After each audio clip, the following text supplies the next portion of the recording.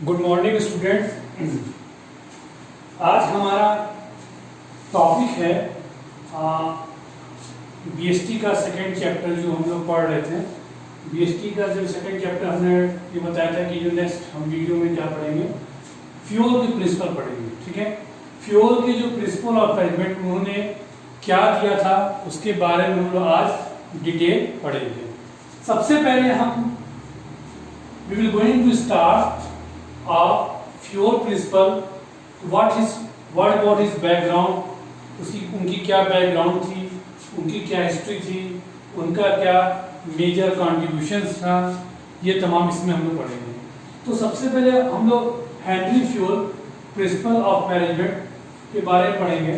ठीक है, देखिए उनका जो बैकग्राउंड हिस्ट्री था कि जो हेनरी फ्यूल थे वो फ्रांस में बॉर्न हुए थे। कब? 1841 में। ठीक है, he got degree in mining engineering in 1860। उसके बाद उन्होंने क्या किया कि माइनिंग इंजीनियरिंग में डिग्री लिया। कब? 1860 में। Then after he started working as a engineer in a coal mining company.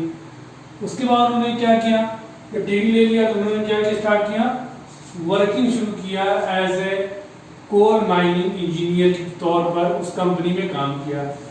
और देन आफ्टर क्या हो गया, उसी कंपनी में जो काम करते थे, then after 1888 he got promoted as a managing director MD, managing director of that company। उसके बाद उसी कंपनी में क्या हो गए, वो मैनेजिंग डायरेक्टर बन गए। देन आफ्टर उन्होंने क्या किया, he applied management techniques which leads the company. उन्होंने उसी कंपनी में रह करके एक मैनेजमेंट टेक्निक को अप्लाई किया कि किस तरह से वर्क को करना चाहिए, किस तरीके से परफॉर्म करना चाहिए, उस कंपनी के अंदर क्या क्या टेक्निक्स मैनेजमेंट होनी चाहिए। और वो 30 साल तक वहां पर रहे और वो कंपनी 30 साल तक बहुत ही टॉप लेवल तक पहुंच गई थी। इसके वजह से हेनरी फ्यूल की वजह से। उनका क्या क्या मेजर कंट्रीब्यूशन था। हेनरी फ्यूल को father of management studies and thought बोलते हैं। ठीक है, अगर एग्जाम में कभी कभी बोर्ड के एग्जाम में क्लास 12 में एमसीक्यूज में पूछ देगा कि फादर ऑफ मैनेजमेंट या कि हेनरी फ्यूल को कौन सी मैनेजमेंट थ्योरी दिया था, कौन सी दिया, तो आप बता देंगे कि हेनरी फ्यूल जो थे वो मैनेजमेंट स्टडीज एंड थॉट के क्या थे, फादर थे। उन्होंने इसको प्रपोज किया था। उन्होंने और क्या किया था, he distinct between technical and managerial skill. उन्होंने दो चीजों को डिवाइड किया था कि टेक्निकल स्किल्स क्या होनी चाहिए और मैनेजरियल स्किल क्या होना चाहिए। इन्होंने दो चीजों को अच्छे तरीके से डिस्क्राइब किया था। देन आफ्टर उन्होंने क्या आइडेंटिफाई किया था, ही आइडेंटिफाइड द मैनेजमेंट प्रोसेस। उन्होंने ही, हेनरी फ्यूल ने ही मैनेजमेंट प्रोसेस को ही डिस्क्राइब किया था जो हम लोग पहले भी पढ़ चुके हैं फर्स्ट चैप्टर में कि मैनेजमेंट का प्रोसेस क्या था, कि प्लानिंग था, ऑर्गेनाइजिंग, स्टाफिंग, डायरेक्टिंग, मैंने शॉर्ट लिख दिया है, directing and controlling. Then after उन्होंने क्या परफॉर्म किया, he develop 14 principle of management. ठीक है, यही मेन इंपॉर्टेंट है जो जनरली हेनरी फ्यूल का जो 14 प्रिंसिपल है उन्होंने क्या क्या दिया था जो बहुत ही इंपॉर्टेंट है। ठीक है, तो ये आप इसको मैं नेक्स्ट आगे बताऊंगा इसको। तो इसके बारे में बहुत ही इंपॉर्टेंट, ये बोर्ड के एग्जाम में अक्सर ये पूछते हैं, क्लास 12 बोर्ड एग्जाम में। ठीक है, तो ये हमारे हेनरी फ्यूल के क्या है, प्रिंसिपल हैं। उनका क्या क्या प्रिंसिपल क्या, उनका पहले बैकग्राउंड क्या था, उनका क्या हिस्ट्री था, उनका क्या क्या मेजर कॉन्ट्रीब्यूशन था।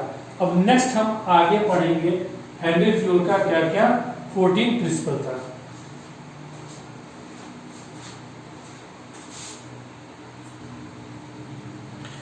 स्टूडेंट, चलिए हम स्टार्ट करते हैं कि जो मैंने बताया था कि हेनरी फ्यूल की जो 14 प्रिंसिपल्स हैं, ठीक है, इसके बारे में हम लोग एक एक करके आज डिस्कस करेंगे। देखिए हेनरी फ्यूल ने जो 14 प्रिंसिपल दिया वो सीरियल वाइज दिया। क्या दिया, division of work, objective responsibility, discipline दिया, unity of command, unity of direction, subordination of individual interest to general interest, remuneration of person, centralisation and decentralisation, principle of scalar chain, principle of order, principle of equity, stability of tenure of personal, initiative and spirit de corps. यही Henri Fayol ने 14 principal दिए जो काफी important है आपके management purpose से और board के एग्जामिनेशन पर्पस से। इसको अच्छे तरीके से आज हम एक्सप्लेन करेंगे और इसको अच्छे तरीके से समझ जाएंगे। हम एक एक करके उठाते हैं कि हेनरी फ्यूल ने एक फैक्ट्री इंडस्ट्री को जब एनालिसिस किया था तो उन्होंने जो 14 प्रिंसिपल इंप्लीमेंट किया था, डेवलप किया था, वो क्या क्या है। पहला हमारा प्रिंसिपल है डिवीजन ऑफ वर्क। देखिए डिवीजन ऑफ वर्क हमने कई पहले भी वीडियो में मैंने आपको बता चुका हूं कि डिवीजन ऑफ वर्क उन्होंने क्यों दिया था। उन्होंने फैक्ट्री इंडस्ट्री में देखा कि एक फैक्ट्री के अंदर तमाम तरह के वर्क होते हैं, तो हर एम्प्लॉय हर तरह का वर्क नहीं कर पाएगा। तो उन्होंने क्या किया कि जितने भी बड़े टास्क थे, बड़े काम थे, उसको छोटे छोटे पार्ट में उन्होंने क्या कर दिया, डिवाइड कर दिया। ठीक है, डिवाइड करने से क्या हुआ कि जो बंदा जिस चीज में एक्सपर्ट था वो उस चीज को काम करने लगा। उससे क्या हो गया, वर्कर जिस चीज में एक्सपर्ट था, जिस चीज में उसकी नॉलेज थी, जिस चीज में स्पेशलाइजेशन था, तो उसको वो करने से क्या हुआ, वो और चीजें एक्सपर्ट हो गई, उसकी स्किल डेवलप होने लगी और उसमें उसके काम में परफेक्शन आने लगा।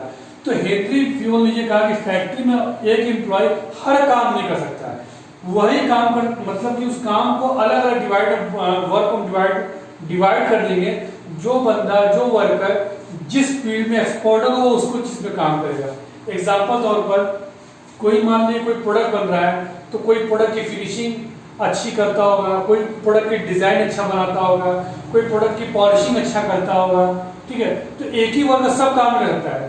तो इन्होंने क्या किया, वर्क को डिवाइड कर दिया, डिवीजन ऑफ वर्क कर दिया, ताकि अब इससे क्या होगा, वर्कर अब पर्टिकुलर अपना वर्क करेगा, पर्टिकुलर एक वर्क करेगा, उससे उसकी इफिशियंसी क्या होगी, बढ़ेगी, उसकी इफेक्टिवनेस बढ़ेगी।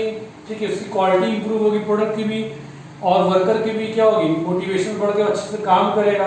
तो ये तमाम चीजें थी डिवीजन वर्क में। दूसरा उन्होंने क्या किया था, ऑथोरिटी एंड रिस्पॉन्सिबिलिटी। ऑथोरिटी और रिस्पॉन्सिबिलिटी वर्क ये उन्होंने कहा था कि किसी भी ऑर्गेनाइजेशन में ऑथोरिटी और रिस्पॉन्सिबिलिटी एक बराबर होना चाहिए, एक बैलेंस में होना चाहिए, ताकि ऑर्गेनाइजेशन अच्छे तरीके से रन कर सके। एग्जाम्पल तो मैं समझाता हूँ कि जैसे मान लीजिए कोई वर्कर है, सॉरी कोई मैनेजर है, तो उन्होंने ये कहा कि किसी मैनेजर को हम ज्यादा पावर न देते। ऑथोरिटी मतलब होता है to take a decision, authority मतलब होता है it is a power to take a decision, और रिस्पॉन्सिबिलिटी होता है क्या होता है, it is obligation to do the task. ये एक ऑब्लिगेशन होता है कि आपको काम करना है। तो मान लीजिए उन्होंने कहा क्या कि ऑर्गेनाइजेशन में ऑथोरिटी रिस्पॉन्सिबिलिटी का क्या एक बैलेंस होना चाहिए, कि किसी मैनेजर को एक्सेस हम पावर ना दे दें, एक्सेस ऑथोरिटी ना दे दें, तो वो क्या करेगा, अपने पावर का मिसयूज करेगा। और किसी वर्कर को हम ज्यादा रिस्पॉन्सिबिलिटी ना दे दें तो उस काम को कंप्लीट नहीं कर पाएगा। तो एक क्या होना चाहिए, एक बैलेंस बना करके चलना चाहिए। एग्जाम्पल तौर पर कि मान लीजिए मैनेजर ने कहा कि आपको 100 यूनिट्स आपको क्या करना है, प्रोडक्शन करना है, वर्कर से कह दिया। अब उन्होंने जिम्मेदारी दे दिया, तो लेकिन एक मैनेजर को भी, एक वर्कर में थोड़ी सी अथॉरिटी देना चाहिए, ताकि वो 100 यूनिट्स के रॉ मटेरियल्स को खरीदने के लिए, परचेस करने के लिए परमिशन मिल जाए। तो उसकी भी कुछ अपनी एक पावर होनी चाहिए। ऐसा नहीं कि उसको पूरी रिस्पॉन्सिबिलिटी दी, उसको कोई पावर नहीं दी। तो यही उन्होंने हेनरी फ्यूल ने कहा कि ऑथोरिटी और रिस्पॉन्सिबिलिटी क्या होनी चाहिए, एक बैलेंस होना चाहिए। एक्सेस ऑथोरिटी नहीं होनी चाहिए, एक्सेस रिस्पॉन्सिबिलिटी नहीं होनी चाहिए, और लेस ऑथोरिटी भी नहीं होनी चाहिए, लेस रिस्पॉन्सिबिलिटी भी नहीं होनी चाहिए, जो पावर को गलत तरीके से यूज कर पाए चाहे ना कर पाए। तो एक बैलेंसिंग होनी चाहिए, एक ऑथोरिटी होनी चाहिए, रिस्पॉन्सिबिलिटी होनी चाहिए। नेक्स्ट हमारा क्या है, नेक्स्ट हमारा डिसिप्लिन।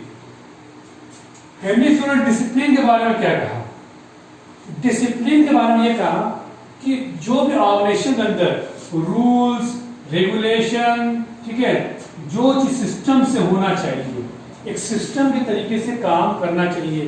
एक मैनेजर मतलब एम्प्लॉयर, कौन, एम्प्लॉयर और एक वर्कर मतलब एम्प्लॉय के बीच में क्या एक रिलेशन अच्छा से बनना चाहिए, ठीक है। एक डिसिप्लिन के अकॉर्डिंग काम करना चाहिए। मैनेजर्स को ये नहीं समझना चाहिए कि जो वर्कर्स हैं सिर्फ काम करने के लिए हैं, और वर्कर्स को ये नहीं समझना चाहिए मैनेजर हमें मिसयूज कर रहा है, हमेशा मेरे को बर्डन डालना चाहिए। तो नहीं, क्या और डिसिप्लिन होना चाहिए। अगर वर्कर्स मैनेजर को वर्कर से काम करवा रहा है, जो एग्रीमेंट कर रहा है, तो वो क्या होना चाहिए, बहुत ही फेयर एग्रीमेंट होना चाहिए कि मैं आपको अपने यहाँ रख रहा हूँ, इतने पैसे रख रहा हूँ, आपकी पॉलिसी, आपकी लीव पॉलिसी इतनी होगी, आपको वेलफेयर में ये मिलेगा। तो मतलब it should be, everything should be clear, ठीक है। तो वो क्या डिसिप्लिन होना चाहिए, एक दूसरे रेस्पेक्ट करना चाहिए, म्यूचुअल रेस्पेक्ट होना चाहिए, ठीक है। तो इन्होंने ये कहा, हेनरी फ्यूल ने कहा किसी ऑर्गेनाइजेशन में क्या होना चाहिए, डिसिप्लिन को मेंटेन करना चाहिए। नेक्स्ट हमारे क्या है, unity of command. Unity of command क्या है, यूनिटी ऑफ कमांड का मतलब ये है कि कमांड देना। तो जैसे कि मान लीजिए कि वर्कर्स हैं, ये वर्कर्स है मान लीजिए आप, ठीक है, ये फैक्ट्री में काम कर रहे हैं, ठीक है। तो दो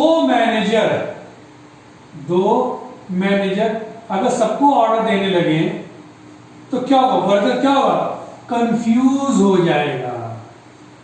तो यहां पर क्या होना चाहिए, यूनिटी ऑफ कमांड होना चाहिए। मतलब वन बॉस वन एम्प्लॉय, मतलब एक बॉस एक ही एम्प्लॉय को ऑर्डर दे, या एक बॉस के अंदर अगर 10 एम्प्लॉय काम कर रहे हैं तो ये बता देना चाहिए कि ये जो वर्कर्स है ये रिपोर्ट एक पर्टिकुलर बंदे को, पर्टिकुलर मैनेजर्स को करेंगे।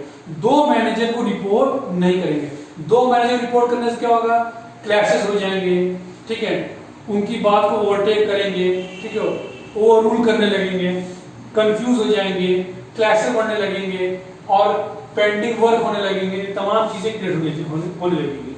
तो हेनरी फ्यूल ने कहा कि किसी कंपनी में जब काम होना चाहिए तो एक यूनिटी ऑफ कमांड होना चाहिए कि एक बॉस है तो सभी वर्कर को क्या कर रहा है, कमांड दे रहा है, सभी वर्कर को क्या कर रहा है, कमांड दे रहा है। इसी को बोलते हैं यूनिटी ऑफ कमांड होना चाहिए, ठीक है। दो मैनेजर मिलकर के काम नहीं करना चाहिए, नहीं तो क्या होगा, कंफ्यूज केओस होने लगेगा। नेक्स्ट हमारा क्या है टॉपिक, नेक्स्ट हमारा है unity of direction. Unity of direction Henry Fayol ने क्या कहा, यूनिटी ऑफ डायरेक्शन में क्या गया, ये मेरा हो, ये हो, ये हो, ये हो।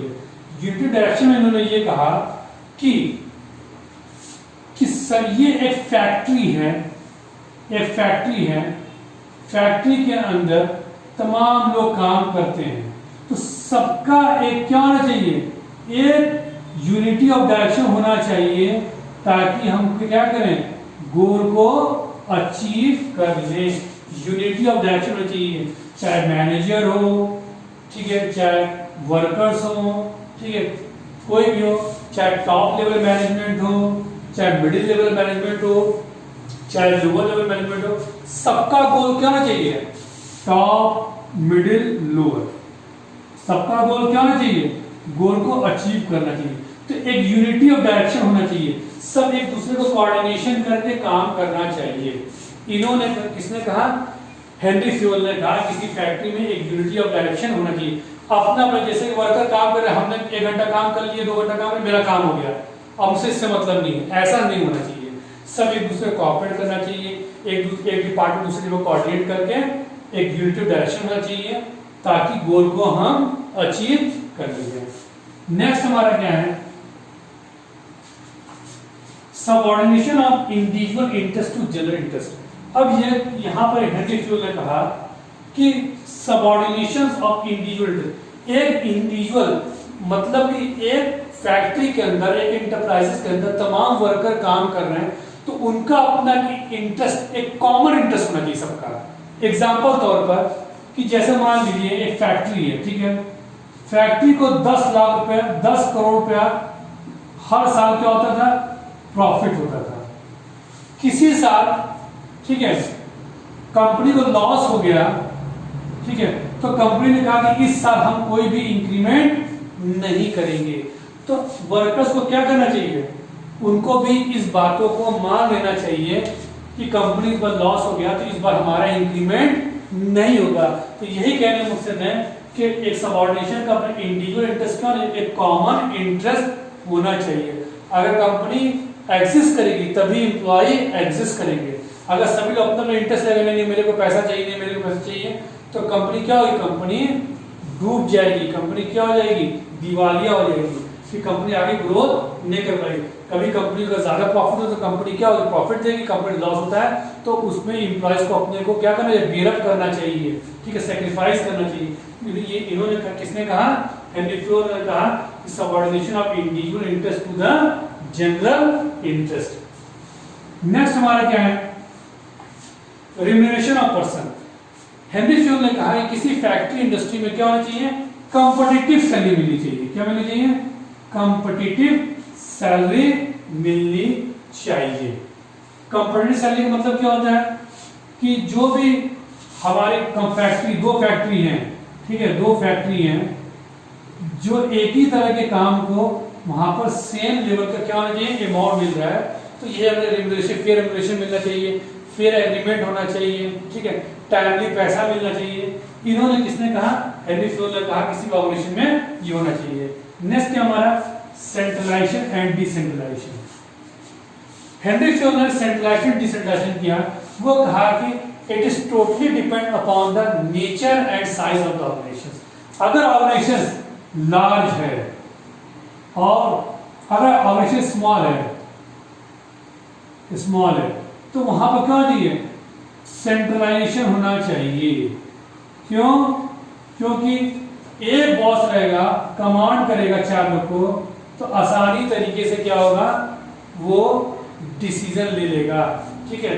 और अगर मान लीजिए लार्ज कंपनी कोई है तो वहां पर क्या होना चाहिए, डिसेंट्रलाइजेशन होनी चाहिए। क्यों, क्योंकि अकेले कोई बंदा काम नहीं कर पाएगा।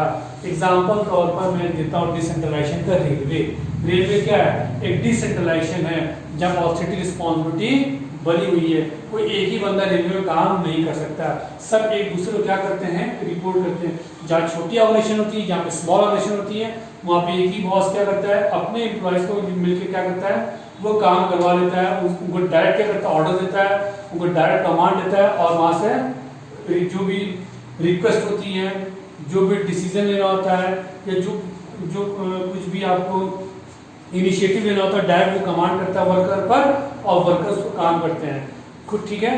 तो ये चीज हमारे क्या हो गया, स्मॉल एंड लार्ज ऑर्गेनाइजेशंस के लिए हो गया। नेक्स्ट क्या हमारा है, नेक्स्ट हमारा है principle of scalar chain. Henry Fayol ने यह कहा कि किसी भी कंपनी में क्या होना चाहिए, स्केलर चेन को फॉलो करना चाहिए। स्केलर चेन क्या होगी, देखिए हम बताते हैं। जैसे मान लिया कोई एक फैक्ट्री है, उसमें मान लिया कई लोग काम करते हैं, ठीक है, ये मान लिया ए है, ये बी है, सी है, डी है, ई है, एफ है, जी है, एच है, ठीक है। तो इसमें प्रिंसिपल और स्केलर चेन मतलब क्या होता है कि मान लीजिए कि ये स्टार्टिंग पॉइंट यहाँ शुरू होती है और एंडिंग यहाँ पर होती है, तो कोई भी कमांड का यूनिटी ऑफ कमांड होनी चाहिए, ऐसे करके ये सीक्वेंस में चलना चाहिए। मतलब ए बी को रिपोर्ट किया, बी सी को रिपोर्ट किया, सी डी को किया, सो ऑन कहां तक, एस तक रिपोर्ट करेंगे। तो यही क्या है, ये स्केलर चेन होना चाहिए। अगर इन केस ऑफ इमरजेंसी, मान ली कंपनी को इमरजेंसी आ गई, तो क्या होना चाहिए, बी क्या कर सडन जी को डायरेक्ट क्या कर सकता है, एक इंफॉर्मेशन दे सकता है, अदरवाइज क्या होगा, डिले। अगर मान लीजिए कोई जी को इंफॉर्मेशन पहुंचाना है, बहुत ही जरूरी इंफॉर्मेशन है, टाइम नहीं है, तो अब बी सी को कहेगा, सी डी को कहेगा, डी ई को कहेगा, एफ को कहेगा, तो काफी लेट हो जाएगा और कंपनी का क्या होगा, लॉस होगा। तो इन केस ऑफ क्या होता है, इमरजेंसी में बी क्या करता है, सी डायरेक्ट जी को कम्युनिकेट कर देता है। इसी को हम बोलते हैं गैंग प्लैंक। क्या बोलते हैं, गैंग प्लैंक बोलते हैं इसी को। तो यही हेनरी फ्योल ने आपका स्केलर चेन का क्या दिया था, एक प्रिंसिपल दिया था। नेक्स्ट हमारा क्या है, principle of order. Henry Fayol ने एक प्रिंसिपल ऑफ ऑर्डर भी क्या दिया था कि कोई भी फैक्ट्री इंडस्ट्री में, कोई भी फैक्ट्री इंडस्ट्री में देखिए ऑर्डर और कमांड में कभी कंफ्यूज मत होइएगा। कमांड क्या होता है कि एम्प्लॉयज के लिए होता है, यहाँ पर क्या प्रिंसिपल ऑफ ऑर्डर। ऑर्डर का मतलब यहाँ पर है कि जो भी फैक्ट्री में जो भी वर्कर्स काम करते हैं, जो लोअर लेवल पर आपका टूल्स, मशीन, इक्विपमेंट्स, ठीक है, ये तमाम जो है क्या होना चाहिए, आपके प्रॉपर वे में काम करना चाहिए। प्रिंसिपल ऑफ ऑर्डर मतलब जो चीज जहां पर है उसको उसी जगह पर प्लेस पर होना चाहिए। इससे क्या होगा, वर्कर टाइमली में काम कर लेगा और टाइम का लॉस नहीं होगा, ठीक है, टाइम का मिसयूज वर्कर नहीं करेगा। जो कोई जरूरत होगी तुरंत उसको सामान मिल जाए, वहां पर क्या करेगा, इक्विपमेंट से अपने टूल से क्या उस चीज को कंप्लीट कर देगा। That is known as a principle of order. Second last हमारा है principle of equity. Principle of equity का क्या मतलब हुआ, हेनरी फ्यूल ने प्रिंसिपल ऑफ इक्विटी, इक्विटी मतलब होता है बैलेंसिंग, इक्विटी मतलब क्या होता है कि बराबर, ठीक है। तो हेनरी फ्यूल ने कहा कि किसी भी ऑर्गेनाइजेशन में क्या चाहिए, एक इक्विटी होनी चाहिए, समानता होनी चाहिए। समानता का मतलब चाहे वो मेल हो चाहे फीमेल हो, ठीक है, चाहे किसी भी पोस्ट पर फीमेल मेल हो, उसमें कोई भी बायसनेस नहीं होनी चाहिए, डिस्क्रिमिनेशन नहीं होना चाहिए, सेक्स का डिस्क्रिमिनेशन नहीं होना चाहिए कि वो लड़की है तो वो प्रमोट नहीं कर पाएगी, ठीक है। अगर दोनों की क्वालिफिकेशन सेम है, अगर दोनों अच्छा परफॉर्मेंस कर रहे हैं, दोनों का क्या होना चाहिए, प्रमोशन होना चाहिए, किसी कास्ट, रिलीजियंस, ठीक है, मेल फीमेल के बेस पर कोई भी डिस्क्रिमिनेशन नहीं होना चाहिए। एक बैलेंसिंग अप्रोच के साथ काम होना चाहिए। तो ये उन्होंने क्या दिया, इक्विटी दिया था। लास्ट हमारा क्या है, सॉरी 12 क्या हमारा, स्टेबिलिटी ऑफ टेन्योर पर्सनल। अब इन्होंने ये क्या दिया था हेनरी फ्यूल ने कि कोई भी ऑर्गेनाइजेशन में, कोई फैक्ट्री में वर्कर काम कर रहा है तो उसको क्या होना चाहिए, एक स्टेबिलिटी मिलनी चाहिए। स्टेबिलिटी मतलब कि जॉब सिक्योरिटी मिलनी चाहिए। उसको इस चीज का डर न रहे कि हम काम कर रहे हैं तो मुझे कल निकाल देंगे, अगर छोटी सी गलती हुई हमें निकाल दिया जाएगा, ऐसा नहीं होना चाहिए। इससे वर्कर क्या होगा, डिमोटिवेट होगा और उससे एरर की चांसेस क्या होगा, बढ़ जाएंगे। तो वर्कर या कोई भी एम्प्लॉय किसी ऑर्गेनाइजेशन में काम कर रहा है तो उसको क्या होना चाहिए, एक स्टेबिलिटी समझ में आनी चाहिए कि हम जहाँ काम कर रहे हैं वहां मेरी जॉब क्या सिक्योर है, मुझे कोई चीज का डर नहीं है। तो वर्कर क्या करेगा, अच्छे तरीके से काम करेगा, दिल लगा के काम करेगा और अच्छा परफॉर्मेंस देगा। तो ये क्या stability of tenure personal, personal नहीं है, पर्सनल मतलब एम्प्लॉय, PERSONNEL, पर्सनल, ठीक है। तो वहां पर स्टेबिलिटी ऑफ टेन्योर पर्सनल होना चाहिए। नेक्स्ट हमारा क्या है, इनिशिएटिव। इनिशिएटिव का मतलब क्या होता है, इनिशिएटिव मतलब कोई चीज इनिशिएटिव लेना, खुद से क्या होना, एक एक्शन लेना, खुद से क्या है, आइडियाज को क्रिएट करना, ठीक है। तो वर्कर्स जब किसी फैक्ट्री इंडस्ट्री में हेनरी फ्यूल ने ये कहा कि जो वर्कर्स हैं वो क्यों वर्कर्स ज्यादा काम करते हैं, वो लोअर लेवल काम करते हैं, तो कभी भी मैनेजमेंट को अगर टॉप लेवल में, टॉप या मिडिल लेवल को कोई भी डिसीजन लेना हो, ठीक है, या कोई भी न्यू प्रोजेक्ट स्टार्ट करना हो तो वो क्या करेंगे, अपने वर्कर्स से एक सजेशन लेना चाहिए। वर्कर्स के क्या आइडियाज हैं, कुछ सजेशन हैं, इससे क्या होगा, वर्कर ज़्यादा मोटिवेट होगा, वर्कर सोचेगा मेरी रिस्पेक्ट होती है, मेरी भी आइडियाज़ को दिया जाता है। अगर किसी वर्कर के आइडियाज़ को इग्नोर करेंगे तो वर्कर्स क्या डिमोटिवेट हो जाएगा, ठीक है, उसको काम में इंटरेस्ट नहीं होगा। इससे क्या होता है कि वर्कर्स को अगर मान लीजिए हम उसको उसके आइडियाज़ को, उसके सजेशंस को हम लोग बुला करके लेते हैं तो वर्कर भी क्या होता है, मोटिवेट होता है और अच्छा काम करता है ऑर्गेनाइजेशन में, ठीक है। तो ये भी होना चाहिए, हेनरी फ्यूल ने इसको भी बारे में डिस्क्राइब किया था। लास्ट हमारा क्या टॉपिक रह गया था, ये spirit de corps. Spirit de corps एक फ्रेंच वर्ड्स है, ठीक है। उन्होंने ये बोला था कि किसी भी फैक्ट्री में जितने भी वर्कर काम कर रहे हैं वो उसमें क्या चाहिए, एक टीम बिल्डिंग होनी चाहिए। टीम बिल्डिंग मतलब टीम स्पिरिट होनी चाहिए। क्या होनी चाहिए, टीम स्पिरिट होनी चाहिए। सबको मिलजुल के काम करना चाहिए। मिलजुल के काम करेंगे तो ऑर्गेनाइजेशन क्या करेगा, ग्रोथ करेगा। सबको अपने इंडिविजुअल नहीं देखना चाहिए, एक साथ ग्रुप एफर्ट के साथ काम करना चाहिए ताकि ऑर्गेनाइजेशन में ग्रोथ करेगा। ठीक है, तो ये होप सो आपको समझ में आ गया होगा। हमने ब्रीफली में मैंने थोड़ा एक्सप्लेन किया ताकि काफी लेंथी हो जाता है, मैं थोड़ा लिखता है करके। ठीक है, बाकी आप बुक्स अगर उसको आप स्टडी करते रहिएगा, पढ़ते रहिएगा। ठीक है, कुछ अगर क्वेरीज करना होगा सीधे कमेंट बॉक्स में आप उससे क्वेरीज कर सकते हैं। तो ये था आज का हमारा फ्यूल का principle of management of 14 principle. इसके 14 प्रिंसिपल जो मैंने एक्सप्लेन कर दिया। अब हमारा अगला जो वीडियो होगा हम लोग उसमें टेलर्स के मैनेजमेंट की टेक्निक्स पढ़ेंगे। Thank you.